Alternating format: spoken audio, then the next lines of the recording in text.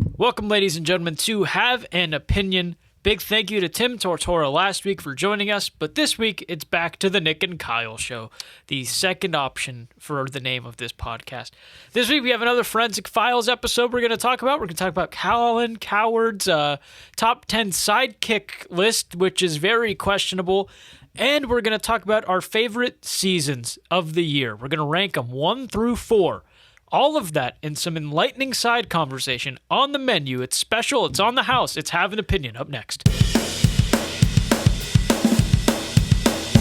And welcome back to Have an Opinion. It's Nick. It's Kyle back behind the mics yet again. Another week. About 35 minutes ago when you said you were on your way. Yeah. I was like, I really don't know if I'm in the mood to podcast today. I didn't know. And then you got here, and we talked. I got fired up a bit about some personal life stuff, and now I feel like we could talk till 8 o'clock. Yeah, exactly. That's how. Usually we do that when the show starts. We start just catching up with each other, and then it's like 30 minutes of crap you don't care about. But I don't know. I'm in the mood now to chat a bit. And me and you were both saying as we got on, we're pretty beat up. Yeah, I'm tired. And I'm tired. I looked at my loans, as I just told you before we started recording. Looked at the loans for school. Thankfully, I think I got a job, not in my field, but a job that'll give me some income. Start putting money on it. For the time being, but it's crazy. Been a brutal couple weeks, just trying to figure some things out. But a good 4th of July weekend. I keep forgetting. Like when you said like this weekend stuff, I was like, oh, that's cool. It sounds like a fun weekend. I was like, oh yeah, Sunday. It's 4th of July. Yeah, right. It's weird that it's on a Sunday. Yeah, I think Monday, July 5th is going to be the most taken off day of the year. We have off for Smiths. I don't know if it's a national. I know it's a national holiday. I don't know if everybody gets off or not. But yeah, who's going to work that? That's Monday? weird. It's weird to be in on a weekend. Doesn't feel right almost. Right. Like that should be a middle of the week thing where you just get a little reset. But alas, it comes on one of the days you already get off. Yeah. But anyway, really excited for this week's episode. I think we have a lot of fun, general back and forth talking points that it should be pretty opinionated. Yeah. Which I don't know if we've been on that wavelength all this season. I think there's been a lot of general discussion, but that's a good point. I know on the music one, when we get back to doing the second best song, I'm gonna get more fired up. We left the Led Zeppelin one last time, and I was like, you know what? I should have yelled. I should have got angry and said, remember you're wrong. A year ago when we did this, the first season, Kai would leave every episode and be like, I can't believe I didn't blow up yet. Like every episode, it was like, I can't believe I didn't blow up yet. What was the one? Was it Star Wars? There was one where I remember getting heated. Maybe it was the episode 8 review. Yeah, I think it was something Star Wars related. I'll have to look. All the notes are here. That bracket is still a thing, by the way. We're just trying to figure out how to do it. It's literally sitting right over here. Again, if we had a second camera, you could see it. But yeah, fun episode today. Really excited to get into it. As always, drop a follow, hit subscribe, leave a like, all that fun stuff. Leave a positive review if you just listen to the audio. Fun fact, more people do listen to the audio than watch the YouTube video, really? Which is kind of the opposite of what I thought would happen when we started doing the video portion of this. Right. But, I mean, if you aren't into sitting and watching two guys sit and talk at a table, I can't fully blame you. But that's a good point. It is cool. It is cool because that's kind of it's like when I did a science experiment in like 6th grade for the first time, and you like your hypothesis is wrong. You're like, whoa, that's so cool that happened. I didn't know where you were going to go with that. You never know and have an opinion. You opened your drink. What are we drinking? Because it looks like we got 2 options. Yeah, so I got a Mellow Yellow. I grabbed a pop before I left work. And Diet Coke, the usual. I didn't have an energy drink on hand, so I was like, well, I'll spice it up with 2 pops. Oh. You know, enough caffeine. One of these days, it'll just stop me. It'll just put me down, and I'll be able to rest. It's like SpongeBob. Not 1, but 2 marshmallows when he puts them on the steak.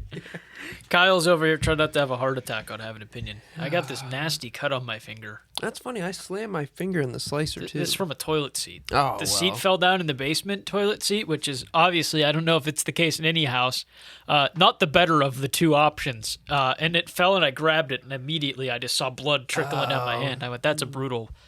little scratch. And it must not be like sewn up well yet, because every time I use hand sanitizer after I go to the bathroom or soap, it just burns. And I've put Neosporin on it too. So okay. That thing better be clean. I don't think it should be infected. Oh yeah, if it's still burning, then you're good.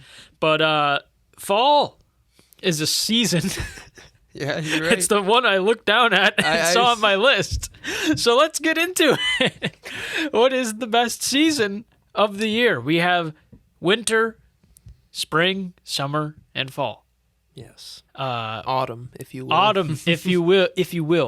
We're gonna start with number 4. Yeah. And this is a little off kilter from what we normally do, but I think You said you saw something on Twitter. That is true. I wanted to lead off with that. Okay. Every once in a while, I see something on Twitter that really gets me thinking. And for the last couple days, spaced throughout, people have said the season of summer is overrated and that people only like it because they associate it with when they're kids and they don't have to go to school. And I said, huh. And I've been thinking about that.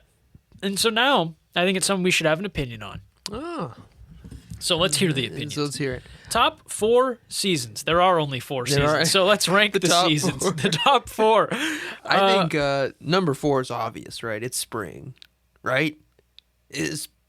I looked as if there's a person there to like, you know. Uh-oh. Are you a big spring guy? I have number 4 as winter.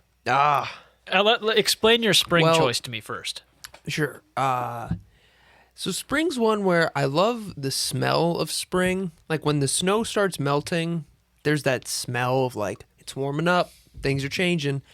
The reason why I don't like spring as much.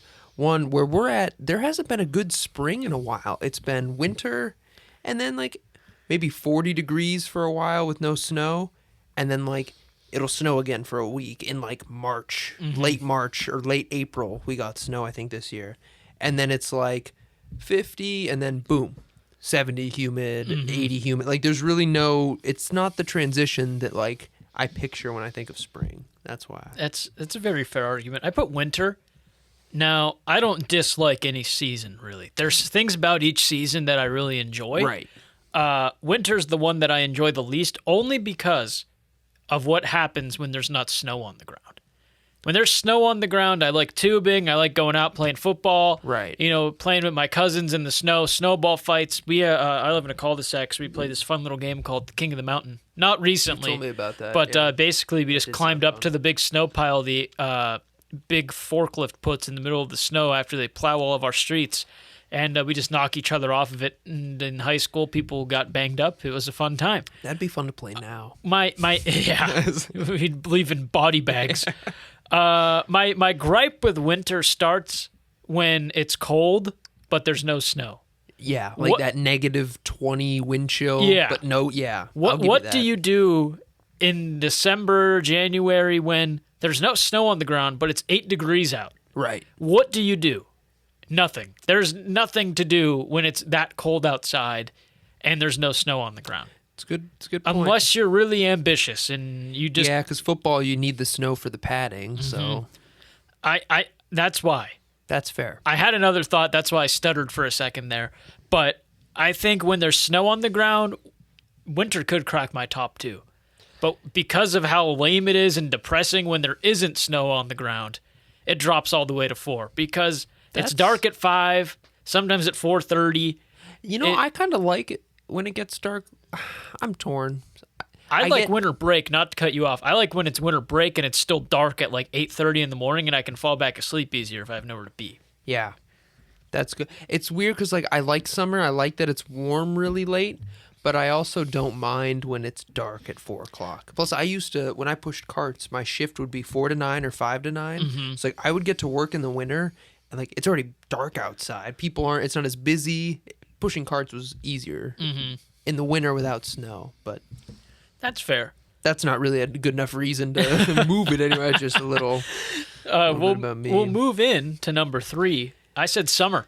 Wow, what's funny too is like spring was like making this list. I was like, all right, spring's last, just because of, and I don't do a lot in spring. If I was a big fisherman, I was a big spring turkey hunter, which hunting plays into my list a little bit. Spring would be up there because there's a lot you can do in spring in the outdoor world, but I don't. Summer at 3. Really? Yeah. That's nuts. I wonder if I fell for the summer hype. Well, I don't even know your number 3. Sorry, I didn't know if you had a... But I think I know what his number 1 is. Well, maybe. Oh man, you almost make me want to change them. I had fall at 3. Okay. And I have in parentheses close tie with my number 2. I will leave a mystery for now. Fall's great because I assume, well, people say August is a summer month, and I don't know why. I always think school, late August, I think fall, but really fall's what, September through November? Mm-hmm. So my birthday falls in that time. Halloween falls in that time. I'm a big horror movie guy, so like all the horror movies usually come out in October, or the big ones at least. Halloween's really good. Hunting, archery starts October 16th in PA, and then like it worked out like when I was a kid, it was like archery, and then like my birthday was the next week, and that was squirrel hunting, and then deer season's Thanksgiving, the Monday after Thanksgiving's We used to opening get that day off. Yep. For Thanksgiving break. And it's funny too. Thanksgiving really doesn't play into my fall argument because I don't eat a lot of Thanksgiving food. I just like the pie, so I'm not crazy about it like other people. But I will say fall might have one of the best feels to it, like a nice rainy fall day or just a cool fall day. I don't know. Fall's a really good. I don't know. It just works. It's the better of the two transition ones. Okay. Hot to cool, not cool Oh, to the hot. transition season. You know what I'm saying? Two of them are just filler. I think fall is definitely better That's than fair. spring, but I'll hear what you say. Summer. Here's the deal. I just meandered on fall, and he goes, here's the deal. Here's why you're wrong, Kyle. Here's the deal. I like a good summer. I like seeing all my friends. I like swimming in the pool. I like playing sports and whatnot. But there's other seasons left on the board where you can still do that and not feel like you are the most disgusting human on earth when you get done. Summer is hot. Summer is sticky. And I just don't like that feeling. It's too overwhelmingly hot, and I'm too overwhelmingly pale to sit here, look you or anyone else in the eye, and tell you that summer's my favorite month. Because 90% of the time when I step out of my house, I feel like I need to bathe in sunscreen for 4 hours before I dare set foot outside, like that picture of Mark Zuckerberg on the wakeboard, and his face is just white. He has so much sunscreen. I feel like I need to leave my house like that, and it's just miserable half the time. How many times are you outside in the summer, and you're like, this is just disgusting. It feels like I just took a bath. I hate that feeling, and as a result, summer ends up in number 3. Wow. Feel free to disagree. I like summer. I think summer in terms of activities is arguably the best season. Yeah. But in terms of just the feeling of the season, I think it's sweaty, it's sticky, and it's overwhelmingly hot to the point to where it almost becomes winter in the sense of you're afraid to do anything outside because you're just like, I'm going to get heat stroke. Wow. How's that for an opinion?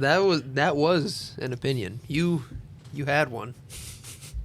That might be one like the first 3 times we acknowledged that. So. Dude, we said something with the new season, right? I hope. Yeah. Okay, we pointed. I'm just saying we always like to, it's like the centerpiece, but we Right. ever rarely like acknowledge it. Not like we should be. It literally just says the name of the show, but It's wonderful. What was I going to say? You said something about the feeling. That's an interesting point. In terms of straight feeling, I almost think summer and winter probably last because you're either really cold or really hot. Fall probably has the best feel to it, and I say the best smell to it. I'm a big smell guy. I don't know, you walk outside and it's like, I'm a big rain on asphalt kind of guy. Yeah, I hear that. That was an interesting argument. I am a little more high on summer.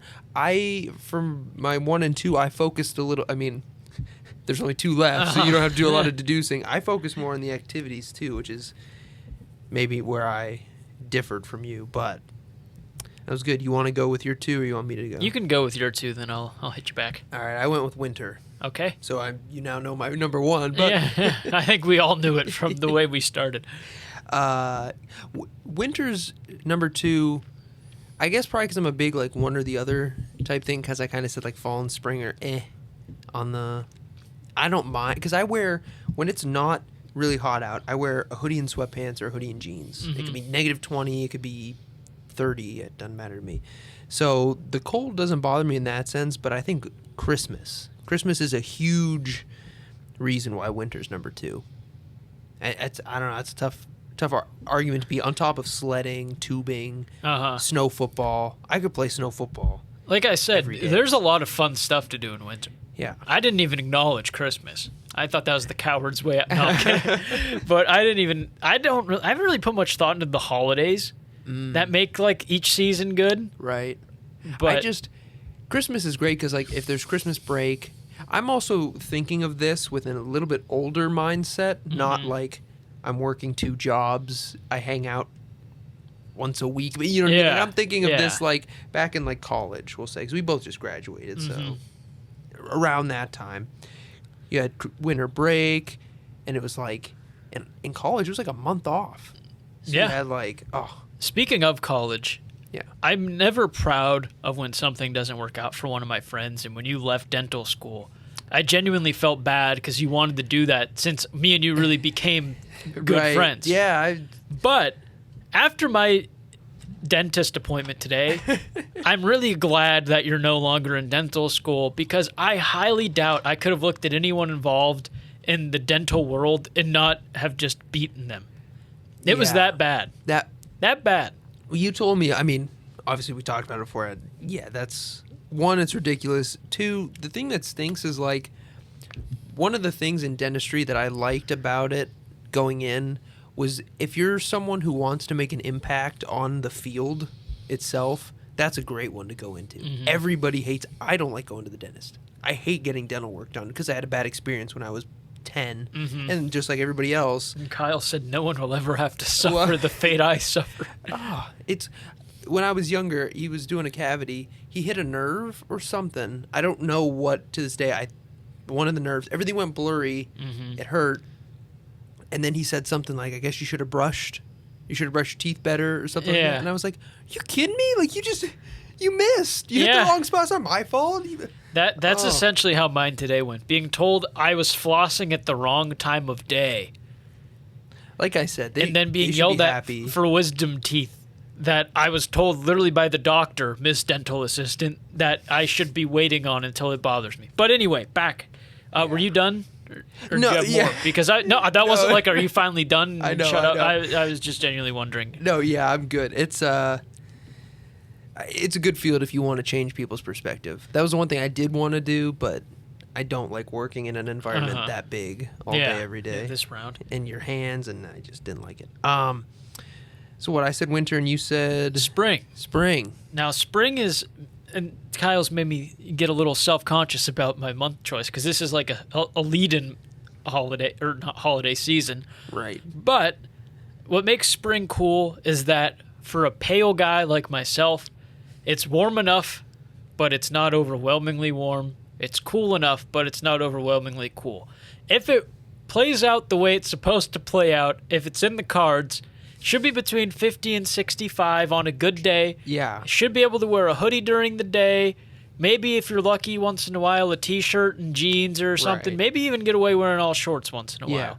That's nice. There's a lot of variety in what you can wear. An ideal spring is really nice. Baseball starts. I always liked Easter because after Christmas and New Year's, you kind of have that long gap where you're really not seeing family much. And then March, April kicks in, and Easter falls in one of those months. Right. And it's like, okay, now I'm seeing some family again. It's going to kick off what's eventually going to happen in the summer. Yeah. You know, school's winding down. I think I like that. From a younger person's, You're now right, that's not going to be associated. But it's like this whole month, this whole season kind of builds up to the summer. And I kind of like that build-up feeling. And in ways I like it more because you can start doing things that take place in the summer. That's a good argument, especially if you include May in the spring. If you have like a cool May and you get done with school or you're not doing anything later in the month. I like that, actually. It's tough because there's only 4. Like on any given day, I could change this entire list. Yeah. But even I would admit it's kind of like a lead-in season into summer.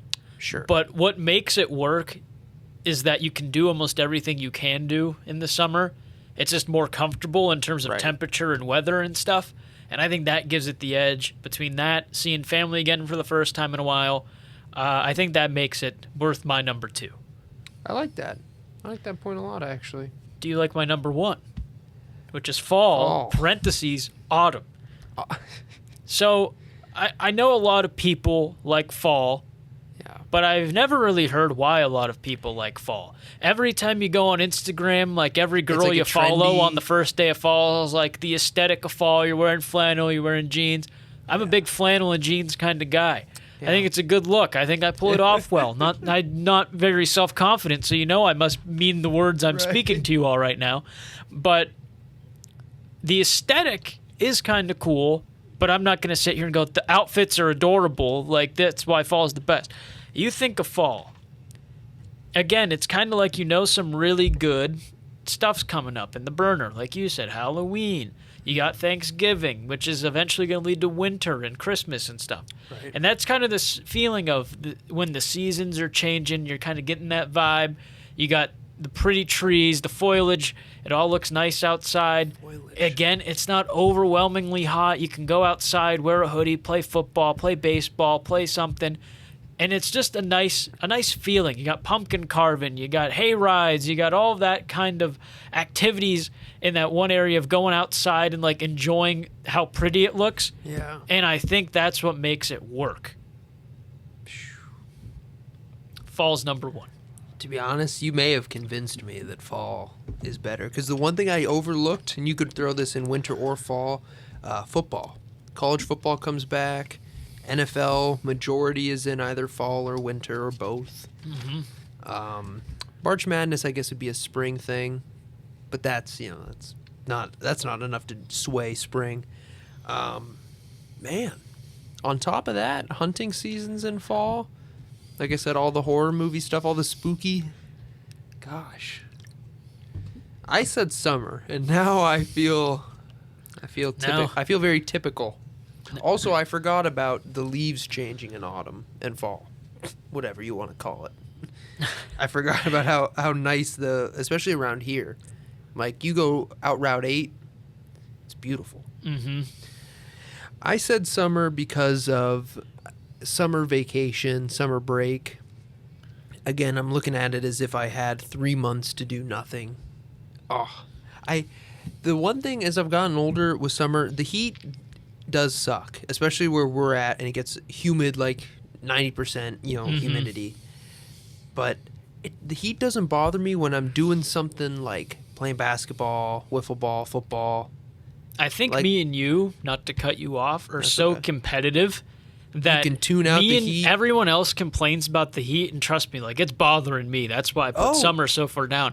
But me and you are so competitive where we won't realize how miserable it is until the game's cooled so- down and we're like resting in between games or something. Exactly. Which No, is why I completely see where you're coming from with Yeah, I've noticed it the last time when we played basketball and wiffle ball. I noticed it, like, everyone was like, man, it's getting hot, and I was like, it was the same thing. I felt the heat, but I was like, I don't know, I could play this for another 4 hours. But I I'm think- also, because me and you are so messed up in the head, I feel like everyone's complaining it's hot.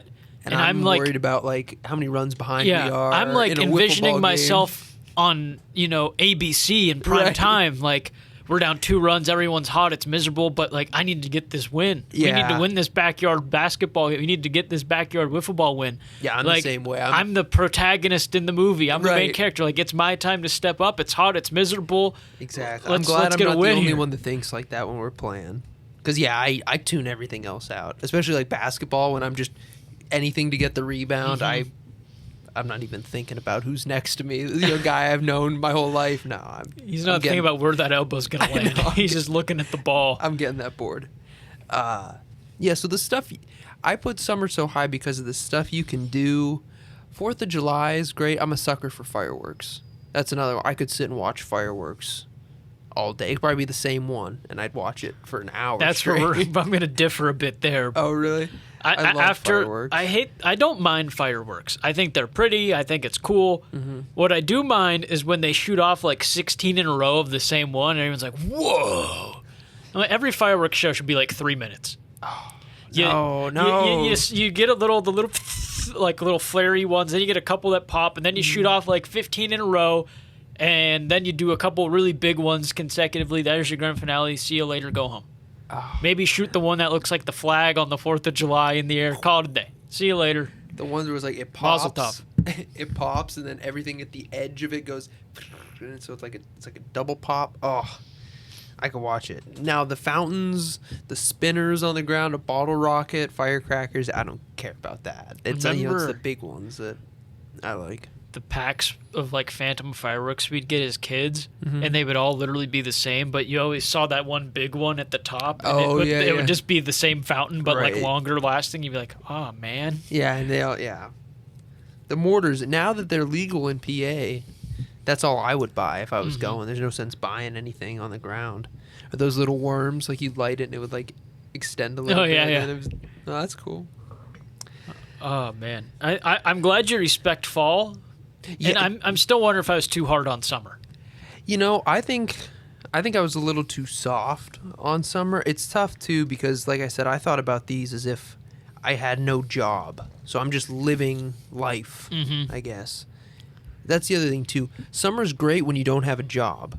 Even when we were in school, it was like summer break, no school for 3 months. College, they kind of have long summers, but then at the same time, it's like, well, now I have to go push carts in the heat all day. You know what I mean? Like, if you don't have to work in the summer and you can go do fun stuff in the heat, great. If you're mowing lawns, doing the mulch, pushing carts, it does suck to be in the heat. So I guess it depends. I almost wonder if I should go summer than fall. You've convinced me, and I don't want to meander any longer. Well, speaking of the heat, Colin Cowherd did a top 10 sidekicks in sports history. We're not going to spend too much time on this. We don't need to. But he mentioned some. And again, I actually like Colin Cowherd. I am a big fan. That's why I watched it. A lot of people crap on him. I like him. I think Joy Taylor adds a lot. I really like the program. But once in a while, he'll say or have some shtick that I'm just like, why? Yeah, I think sometimes he puts stuff out there and you're like, oh, it's that story for the month type thing, just to, not for views because he's got his own show, but you know what I mean, just to kind of like ruffle feathers. I don't know. But he did a top 10 sidekicks in sports. Yeah. Some of them I didn't agree with, but I thought he argued them well enough to where I'd be like, that's fair when you look at it through that viewpoint. Yeah, he did argue. He did argue him well. A few pissed me off. Yeah. The first one that pissed me off was saying Dwayne Wade because Shaq carried the Heat to the title that year. It was the complete opposite. That's one of the first sports memories I was conscious for. Right. And I remember Dwayne Wade was carrying Shaq because Shaq was he wasn't washed yet. But that's older. That's kind of when ring chasing Shaq started appearing, when he went to Phoenix, the Heat, the Cavs, the Celtics. Right. And it was just like, what are you doing? Yeah. Shaq was still good from what I remember. I haven't looked up the stats, but I know Dwayne Wade carried him for that one. That was Dwayne Wade becoming his own. Yeah, and he's had a segment on his show where he talks about Dwayne Wade. He talks about like guys being like an alpha, like LeBron versus Anthony Davis. He always brings up how LeBron is like the number one, and Anthony Davis just doesn't have it to be the alpha of a team. And they saw it in New Orleans. And he was like, Dwayne Wade was the alpha, and I'm pretty sure he refers to when him and Shaq were together. But yeah, then in this one, he said Shaq care. And also, Dwayne Wade's great. I'm not saying he was a bad basketball player at all. I think he gets overlooked a lot in recent memory. No chance is Scottie Pippen not better than Dwayne Wade as far as a 2. Oh, yeah, Scottie Pippen was number 10. Yeah, that's what we should have said. Scottie Pippen was 10. I think Dwayne Wade was 6, 7, 8. And just because that people always say like, oh, he was the Scottie to his MJ. Like that's the standard, but it's worth it. Yeah. Because what was MJ till Scottie showed up? He was the number 2. That's why every time you say like duos in sports, he was the MJ to his Scottie. He was the Scottie to his MJ. There's a reason that's the case. Yeah. It's because they were the original. I don't want to say original, but it makes sense. Yeah. And a lot of the duos he talked about were successful without their sidekick, except for Pippen. You know what I mean? Like Dwayne Wade was successful with LeBron by himself, with Shaq. What was the other one that was on there? Belichick, I guess. That one. How do you put a coach? That one was stupid. He's not a sidekick. And again, it's easy for us to go, that was so dumb. But here's my thing. Granted, Brady won this year. Right, Brady had a great defense. Brady had a star-studded cast Sure. of receivers and running. I don't know if you want to say running backs, but Fournette's there's a good. talented cast there Yeah. of players on offense, on defense. And he goes, we saw what Brady did without Belichick with him and what Belichick did without Brady. The Patriots had all those guys on their defense opt out because of COVID. Yeah. They had Cam Newton, who I love Cam Newton. Everyone always craps on Cam Newton. I like Cam Newton. I don't think he's as good as he was when he was in Right. Carolina. Okay, yeah. He's still capable. He didn't Sure. have that many weapons at his disposal. Edelman retired. No, he didn't have. Or no, Edelman didn't retire till after this season, right? He got hurt. Right, he didn't do much. Yeah, he got hurt, I believe. Don't quote me on that, but I believe he got hurt. And they weren't great. And now, it seems like the Bills have rebuilt to where they're playoff teams now. The Right. Dolphins showed some life this season. They weren't great, though, obviously. And the Jets were the Jets. Yeah. But to say, like, Belichick needed Brady, now we have our answer, I don't think that's remotely accurate. Well, no, and so if Brady would have lost in Tampa, would you have said Brady was the Scottie Pippen to Belichick's MJ? When Like, that doesn't Brady make was sense. struggling, Right. everyone said, look, Belichick made him. Yeah. And then they went on the run. Yeah. Which is weird because I don't want to put words in it, but I guarantee you Cowherd was bringing that up. Right. The other thing is, Bill Belichick went 10-6 with Matt Castle when Brady was hurt that one year. Granted, they didn't make the playoffs. Right. But they went 10-6 with Matt Castle. They got him paid in Kansas City. Yeah. I think I need a bigger sample size than Yeah. 1 year when half of his defense opts out because of COVID and his offense is retooling. And when you think sidekicks in sports, you don't think a coach in a like. What about Phil Jackson and MJ? Yeah. Like, where do you put that? Yeah, coaches and players don't work. It made no sense. The other one that really irritated me, and I don't know how good my argument would be for it, but saying Jerry Rice at number 2. Oh, there's another one I wanted to bring up, I'm too. sure it'll be the same one, to be completely honest with you. But how do you say the greatest receiver of all time is a sidekick? Yeah, and his point was just that it was Montana's team and Montana's dynasty, which is fair. Yeah. But, like, again, Number 2? Yeah. That's what I think he could have got, because, like, I agreed with Gronk and Brady. Right. Like, that's a great duo. This also made me question, does this work for every sport? No. Basketball, you got 5 guys on the floor at the same time. Hockey, you're on a line. That's why I liked the one, I can't remember the guy's name. The hockey guy he put on the list. That was like Gretzky's. Messier? I think don't that know how might to be pronounce it. Messier? Yeah, it was I never something knew of French that guy, like that. And But it was a good point. right. And those are the two sports where I think it's completely reasonable because you're on the same line, maybe get Sure. moved around, or you're one of the 5 guys out there. Right. You have an offense and defense on a football team. Football and baseball. You baseball. got individual positions that are, the same goal to get outs or to get hits. Exactly. But how does that counteract? Like, there's numerous good players on any baseball team that was ever good. right. Well, yeah, you got to have at least You need 9, to have you know? at least decent pitching. You need to have Right. some decent hitting at the very least. Yeah, it doesn't work very well for. He didn't bring up soccer, but even soccer would be a stretch because it's so Yeah. wide of a playing field. And then the coaching barrier doesn't work. But you could say any wide receiver would need a good quarterback to be good because Yeah. you need someone to throw him the ball. So that was just confusing to me. what about like Randy Moss? I mean, you could. Yeah. Yeah. Yeah. What's the one that pissed you off? So it's Kareem, but he also did it.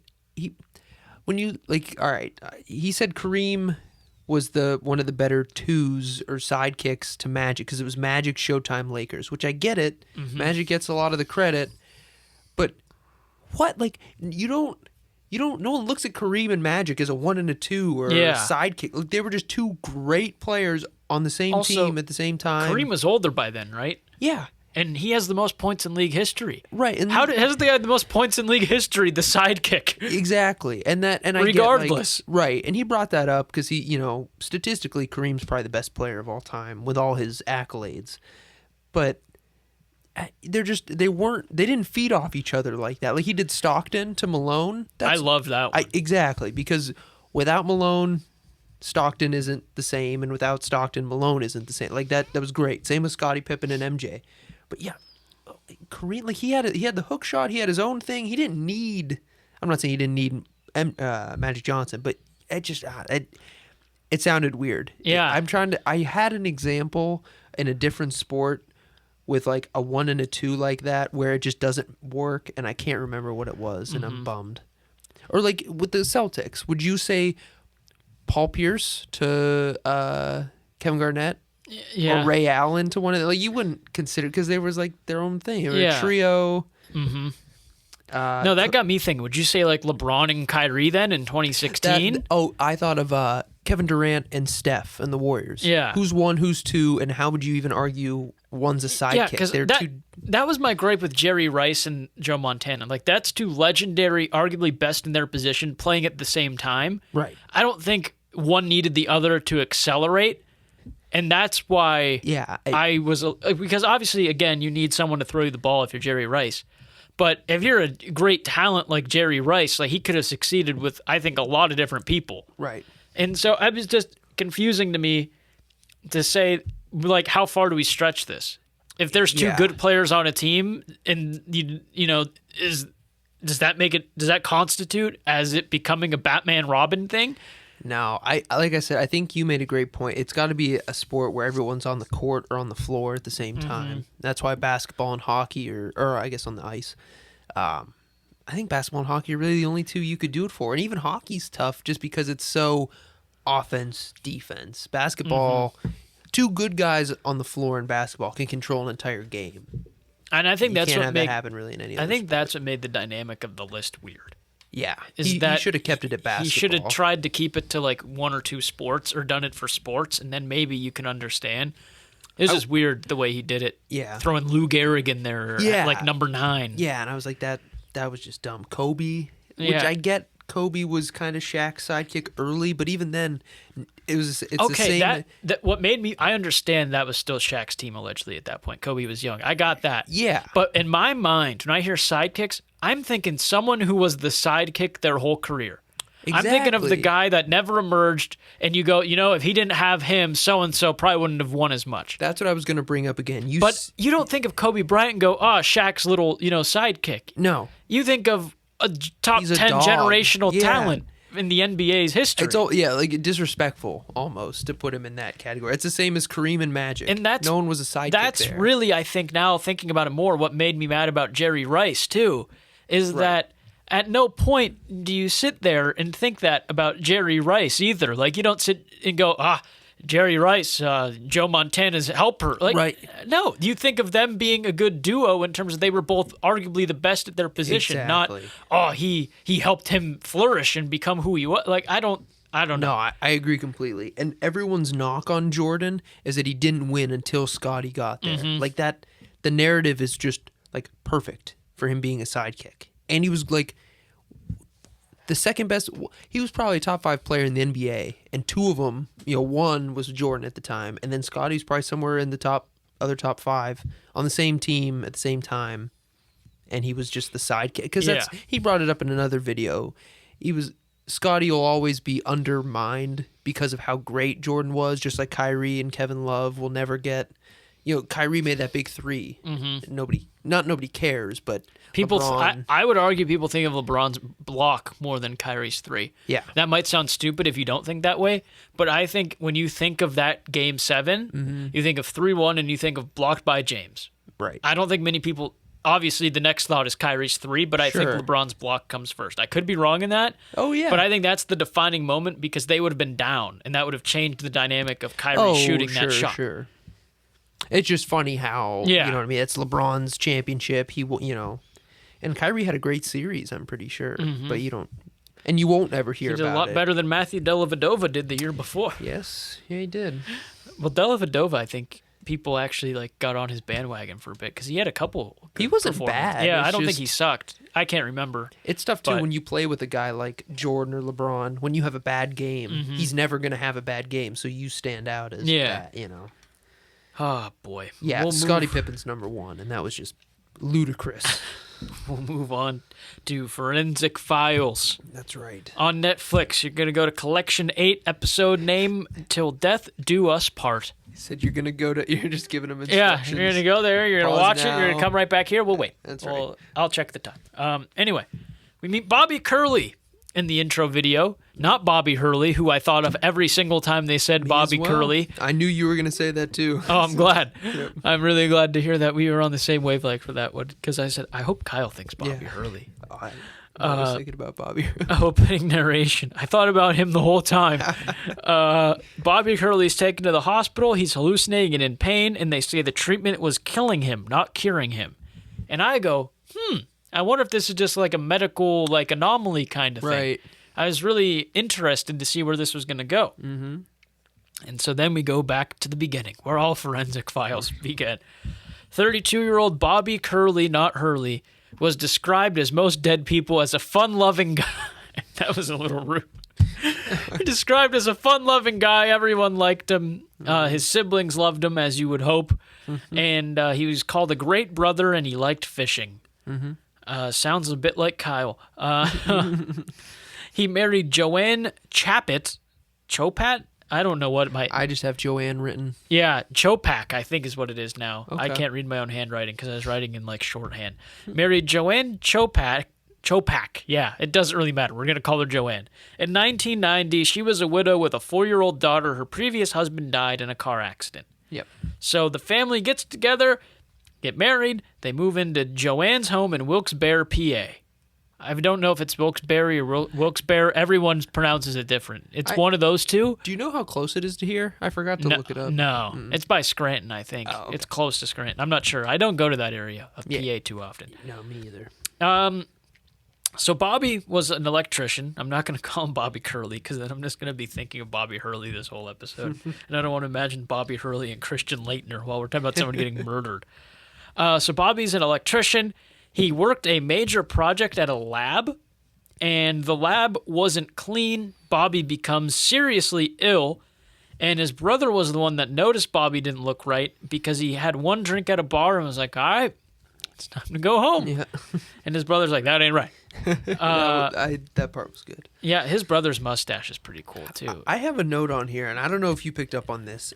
Everyone in that episode looked familiar.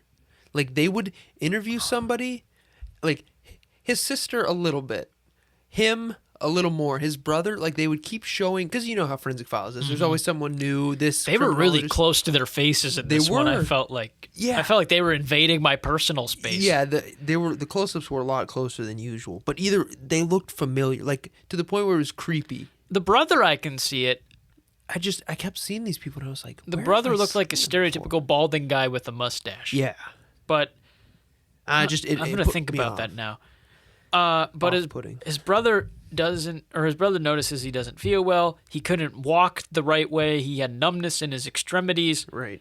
And so they take him to the hospital. He gets treated, and he gets better. They said he had some disease that Guillain-Barré? Yeah, there it is. Guillain-Barré syndrome. I think learned it was back some in school. I French forget. pronunciation on the bear. I think it's something with your nervous system, if I remember correctly. Yeah, it's basically like your extremities go numb. Right. Or something along those lines. They treated him, and he felt better. Mm-hmm. But then the pain comes back, and it's even worse, and he walked into his bathroom. They had to carry him, they said, and he starts vomiting, and they take him to the medical center, and he is hallucinating now. They had to restrain him, they said at one point, and he wasn't getting any better. They said basically he was dying, but all of his blood work was fine, so they were a bit confused. And then he started losing hair, which Dr. Donovan, who, pretty cool character in this one. I hate saying character because it's real people, right. but he's a pretty cool dude. He goes, wonder if this is thallium poisoning. And so they do a urine test, and it comes back. He has, is it thallium or thallium? Thallium. It is TH. thallium? Yep. Okay. Thallium poisoning is what shows up, and they say it doesn't show up on most tests. Right. That would be standard tests just to gauge if something's wrong. Right. You'd have to do a more invasive test, and it was used in rat poison. Yeah. And there's no known antidote, which I thought was an interesting word to use. Yeah, this episode in general was very creepy. Like every now and then you get a good Forensic Files that like will scare you a little bit. Like this one creeped me out, probably because it was so late when I watched it too. But like I watched it earlier today, so it wasn't okay. dark. But if it was dark, I'd probably been like, wasn't spooky. That'll make sense in a second. What I just did with my water bottle. There's no antidote. I made a note. Like you don't hear of that very often, and especially like, granted it was 1990, but like, could you imagine going to the doctor today and them telling you what was wrong and saying like, yeah, and there's nothing. Like obviously like types of cancer, there's some diseases you can't cure, but like Something like this where it's like, yeah, there's nothing they can try. right, yeah. There's no way to get this out of your system. It's in there, and you're gonna die. Yeah. And granted, he was beyond the point of like consultation. I mean, he was kind of out of it, but like, that's just to me that's scary. One of the scariest things. Just you know what was really scary when the sisters recalling when they found out what it was, and she goes, the doctor pointed at all of his diplomas for med school and said, "They're not gonna help. Bobby's gonna die." Yeah. It was noon when I watched this, and I said, no. That's what I have enough. I said, no. That's what I meant to bring up. I thought when she first said that, she was pointing at them and was like, all of this and you can't help my brother? But then I rewinded it, and it's him going, I did all of this. This is all I've accomplished. There's nothing. There's nothing. Like, your brother's going to die. That's terrifying. No matter what position you put yourself in, relative, patient, or doctor, I would be gutted. Oh my gosh. With that. That's insane. How do you even tell the lady? Like, obviously, that's point at all your stuff and say you can't do anything. That's a great way to get the point across. But oh my gosh, no, like you just said, I couldn't imagine. I couldn't imagine any position. That's why this one creeped me out so much. That and like I have an interest in medical stuff, obviously. So to be in any of those spots would be terrifying. And right now in this episode, I'm thinking like this is going to be really cool. I had my suspicions on, was he tampered with? Did he just get it from the lab? They had to like. Right. There were a couple ways where this could have gone in my mind. Sure. You can bounce back ideas because they address how disgusting the lab was. Yep. So I thought, did he get it at the lab accidentally and they need to prosecute whoever was in charge of cleaning the lab before they came as like an unintentional murder? That would be what, like third? Is there a fourth degree? I don't know. But you're right. Like an accidental murder, basically. Sure. Did someone lie to them and tell them it was safe, and they get like a violation? Right. Like involuntary manslaughter or something. Probably would be the most sensible thing. It was weird they mentioned his wife, so I thought maybe his wife. Right. Or I thought, was it just like a medical weird thing? Well, they talk about... he accidentally got it, and like there was no harm in how he contracted thallium, right? But it was a medical question, like how can we treat this sort of thing, and how did he accidentally get it? So there's like three branches in my head of where it could go. Did you have any thoughts at this point on what the clear ticker was? They also said people messed with him at work. Yes, that was what I was going to get to next. And they were like, maybe they thought it was Valium that they put in his drink instead of thallium. And I was like, well, that's... Could you imagine someone goofing around and throwing Valium in your drink? So we'll jump down to that too since you brought it up. He fell into a coma and passed away, I think, September. They never say a year. I don't have the date. They just say in September. I assume it's the year after he got married, which would be 91. I could be wrong, though. Mm-hmm. Yeah, it would have to be 91, actually, thinking into what we learned a little bit later. So the questions then start rising. Did he get it at the lab? There was a thallium poisoning label on one of the bottles in this lab. And then they say all tests were negative. They tested some cupboards he brought home. They tested countertops and stuff at the lab. Nothing comes back positive for thallium. No one else at work had it. But his wife and stepdaughter had trace amounts of thallium. Yeah. And so now investigators are like, this is weird. Why do his wife and stepdaughter have it? Right. No one at work has it. This is getting a little fishy now. Mm-hmm. And they find it in his iced tea jugs, which made me think of Sai from Duck Dynasty, who always walked around with the iced tea. The cup. I used to have that poster of him down here with all his sayings. Ain't that a fact check? So, oddly enough, they go, was this a practical work joke gone bad? Right. And my mind is like, that makes sense. But who's going to put rat poison in a dude's drink as a joke? And when they said, like, the Valium over thallium, I was like, okay, I guess, maybe they didn't know what it was. But, like, even that would be a stretch because, like, if you work in a chemistry lab, you're qualified enough to know. Like, they were electricians working in the lab.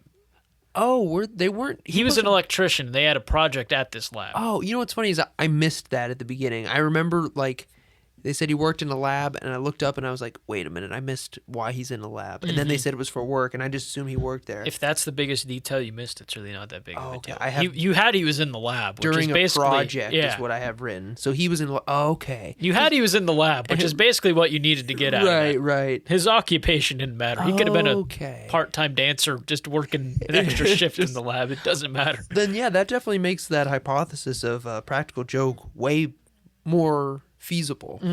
Because, yeah, they don't know what they're doing. If they're just not that electricians don't know what they're doing. Yeah. You get my point. They then say he was promoted over more experienced people to be the foreman at this job. Yep, there's a motive. Yeah, so there's a motive. Check them off. We got check the boxes. We got motive. We got alibis. The workers had pranked him before.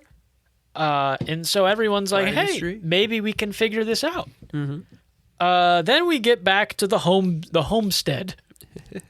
Because thallium is found in a thermos that he never ended up taking to work. Yes. And Joanne goes... go ahead. Joanne goes, easy explanation. He brought some home, didn't want to waste it, poured it into another thermos, never took it. At this point in the episode, I heard that, and I was like, she's clear. We don't know who did it. All I know is that's a damn good explanation, and that's a good one that... Who's going to say, no, you're lying? Like, that was... To be honest, from what we learned, that could very well have been exactly what happened. But... I thought it was her. My hypothesis... Well, we keep saying hypothesis, like we're proving a scientific discovery. Right. My thought at that point was that she did it, and then that happened. I go, that's a damn good excuse. And she has thallium. Like, did she slowly deteriorate? But then later on, they say, like, they weren't affected by it, the daughter and wife. It was, like, very minimal. I went, Yeah. I heard that, and I was... Because I assumed it was her, at least just where the episode was kind of trending. Because they all kind of have that way that... Like, well, if she's not getting interviewed, obviously she's not in the picture anymore, so that's part of it, but... And so then another doctor, don't know if it's Dr. Donovan, he like, gets him exhumed. Bobby Curley, not Hurley. Right. Gets him exhumed. They do a hair test because hair can be traced back 6 months. Yeah. So they can see everything that was exposed to him. He's exposed to thallium before the lab job started. Right. 2 months after they got married, I think. Yes, 2 months after they got married is where he believes that he was exposed to thallium for the first time. And there was a large amount in his organs, which means he got a large amount before death, is kind of like to finish him off, basically. Sure. Right. So... And that's the big forensic part of the episode. Because every episode they spend a lot of time getting really in depth on how that all worked. Hair. They show the little pin board that we always make fun of, where he makes a timeline like this that shows like a conspiracy. I'm motioning my finger with like the little string and thumbtacks. He makes like a timeline on a tack board, basically, of what he thinks happened. Yep. And then they find out what 90% of these episodes end up discovering. There was a life insurance policy someone wanted to cash in on. Yeah. And Joanne became the main beneficiary of a $300,000 life insurance policy on our boy Bobby. And she started poisoning him about 2 months after this, they thought. That's when it was traced back to. They said she had a motive now. And it starts literally right after this gets signed. Like 2 months after they're married, she starts poisoning him because he made her the sole benefactor in this life insurance policy. And I go, uh-oh. Did you have the uh-oh? I thought you were going to say something. Oh, no, the one time I'm not cutting you off. No.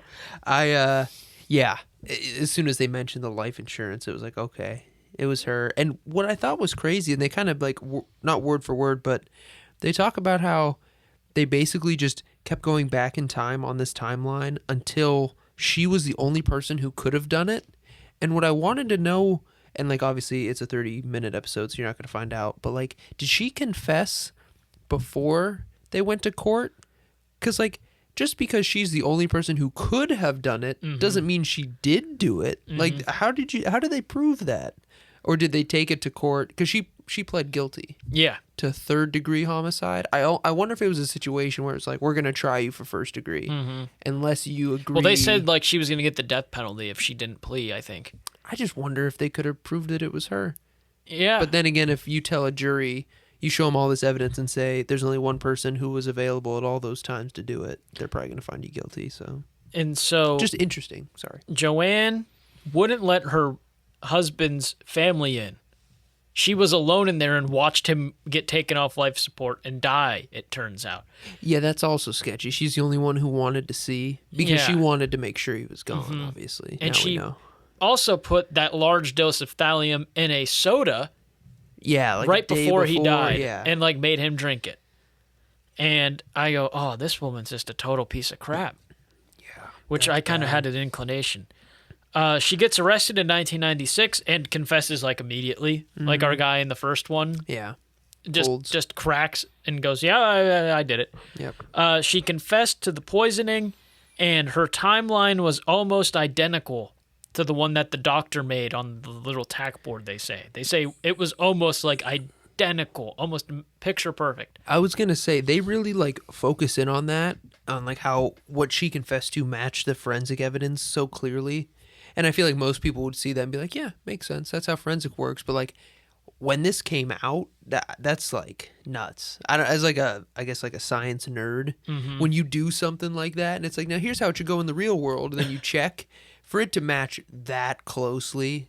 I'm sure that scientist, like he said it was like incredible. Not that he was excited it happened, but yeah, like, that was depressing too. When he's like, I was like, he's not happy. you could tell he thought it was cool, like that he predicted it that way, that And it was almost exact. it was basically exact, but he was also like, that kind of sad sucks. yeah, it's been going on that long. And so then she says, and I quote, I killed him for the money.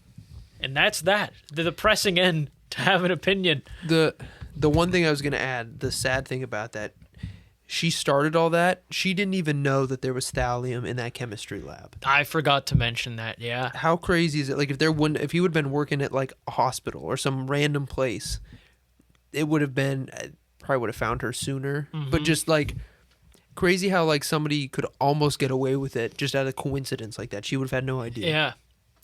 And she claimed that she didn't ingest the thallium. I think she did on purpose. Yeah. That'd be my guess. But you wouldn't want to Well, that's confess what the one doing guy that to a said too. child. She took trace amounts of it so that it would show up to Yeah. throw them off. That's what... It almost really worked out for her between that and then it being at the spot they were working at. Right. Maybe she accidentally did drink it with that when she... Because then she said she didn't know She how got 'em much she mixed up. put in. Red pill or blue pill. Yeah. And then she started putting in more because she didn't think it was working. And it's like, that's what I wanted to. If she would have done a little bit Yeah. over like a year or two, I wonder if they would have been able to trace it, if it would have been I by got the a hell of a wayside. question. Yeah. They said it used to be used in rat poison. Yeah. They also say she got this from her grandma's house. Yeah. How much rat poison did her grandma keep laying around? That's a good question. It's still scary to me that can happen. And it's like, well, it's too late and it's intraceable. Like, it's scary because, like, imagine if that lady, his wife, was, like, super educated, like a chemist or somebody who knew how to cover their trap. That's scary. That's scary that that's a thing that's out there. There's another episode that's similar to this. I'll have to find it because I need to pick one. I always feel bad. I get out of work it's late fine. and then I never pick one. I'll find that one. It's a similar scenario, and it's like it's crazy that she didn't get away with it. Type thing. Like it's just that weird. Well, that was a good one. you almost got away with another week of not having opinions in your life, but here we are every Friday at noon. Thank you for tuning in to Have an Opinion. We will see you next week, hopefully. We don't know when I'm going to start my job, but we're going to be proud of it, and we will keep uploading these as long as we can because that is our job. You freaks. We'll see you next time.